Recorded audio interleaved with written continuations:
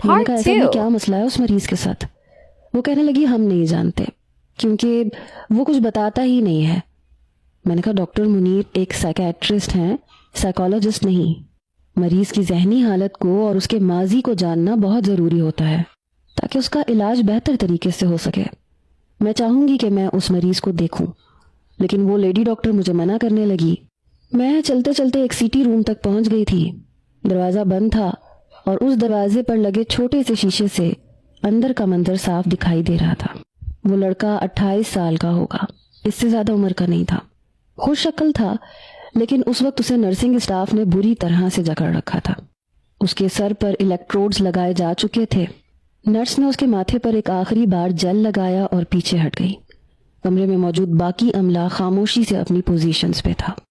Machine کے پاس کھڑا ایک سینئر ٹیکنیشین دائیں ہاتھ سے کنٹرول ڈائل کو گھما رہا تھا. ریڈی؟ ڈاکٹر منیر نے سر ہلایا. ہاں. شاک نمبر 1. اچانک جیسے ہی مشین کے بٹن دبائے گئے تو ایک لمحے کے لیے سناٹا چھا گیا. پھر ایک تیز سی بزز کی آواز آئی اور اس لڑکے کا پورا جسم جھٹکوں سے کام کیا. اس کی انگلیاں سختی سے مٹھی میں بند ہو گئی. ناک کی نوک پسینے سے بھیگ گئی. چہرے پہ ایک لمحے کے لیے درد کی لہر دوڑ گئی.